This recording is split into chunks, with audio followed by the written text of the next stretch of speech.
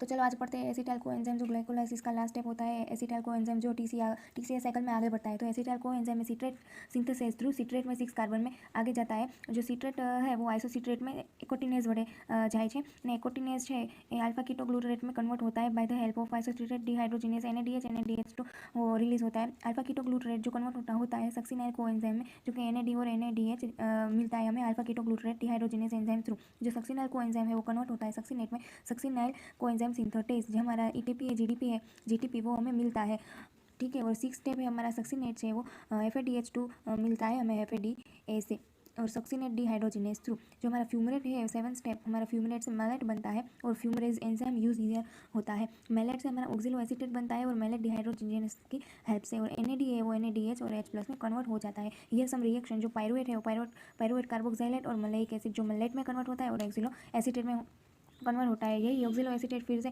Acetyl coenzymes के साथ bind होकर वो 6 कार्बन सिट्रेट बनाता है, ठीक है। तो अब हम रेगुलेशन ऑफ TCA साइकिल देखते हैं। Allosteric competitive and production of inhibition. तो सिट्रेट सिंथेसिस में फर्स्ट स्टेप होता है एसिटाइल कोएंजाइम्स जिसे सबस्ट्रेट अवेलेबिलिटी कहते हैं। नेगेटिव मॉलिक्यूल NADH और ATP होते हैं। पॉजिटिव मॉलिक्यूल एसिटाइल कोएंजाइम और OA होता है।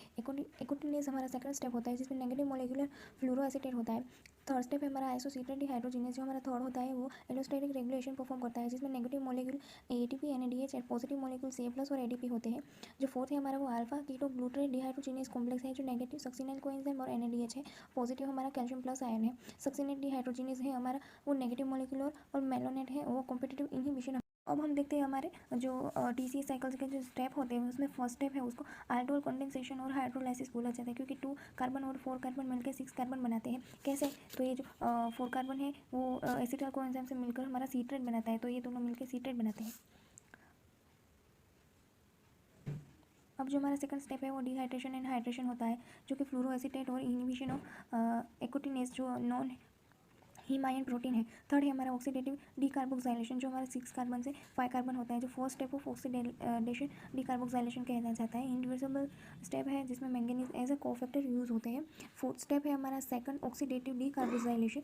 फर्स्ट हमारा ऑक्सीडेटिव और सेकंड हमारा ऑक्सीडेटिव है, ठीक है। ये स्टेप है और उसमें भी फर्स्ट ये होता है और सेकंड ये होता है, ठीक है। 5 कार्बन से 4 कार्बन होती है। यूज को acetyl as a cofactor in NAD। Succinyl coenzyme is a high energy compound, ठीक है। तो नेक्स्ट हमारा फिफ्थ स्टेप है सबस्ट्रेट लेवल फॉस्फोराइलेशन जो कि 4 कार्बन से 4 कार्बन ही होता है। सक्सिनाइल कोएंजाइम से सक्सिनेट होता है। 6 स्टेप है हमारा डिहाइड्रोजिनेस और ऑक्सीडेशन जिसमें सक्सिनेट 4 कार्बन है वो फ्यूमरेट कार्बन में कन्वर्ट हो जाता है जिसमें ऑक्सीडेशन रिएक्शन भी कहा जाता है FAD एंजाइम प्लस इन इनर माइटोकॉन्ड्रियल मेम्ब्रेन जो रिवर्सिबल प्रोसेस है। 7 स्टेप हमारा हाइड्रेशन है जो फ्यूमरेट 4 कार्बन से मेलेट 4 कार्बन बना जाता है जिसमें हाइड्रेशन और डबल बॉन्ड लॉस होते हैं। हमारा लास्ट स्टेप है वो स्टेप डिहाइड्रोजिनेस है। L मेलेट 4 कार्बन से ऑक्सिलो एसिटेट 4 कार्बन बनता है। ऑक्सीडेशन रिवर्सिबल और NAD से NADH बनता है। हमारा जो कैलकुलेशन है हमारी वो 1 molecular of acetyl coenzymes get 3 NADH molecular 1 FADH molecular और 1 ATP मोलिकुलर। तो ये हमारी जो TCA साइकिल है जिसमें हम एसिटाइल कोएंजाइम्स का यूज़ कर एसिटाइल कोएंजाइम्स हमारे पायरुवेट से आता है और लास्ट में हमें ऑक्सिलो एसिटेट और कोएसिटाइल मिलकर हमारा सिट्रेट 6 कार्बन का बनाता है। जो कि ये TCA साइकिल आपको एग्जाम्स में रेगुलेशन लिखोगे तो अच्छा रहेगा MSc लेवल में।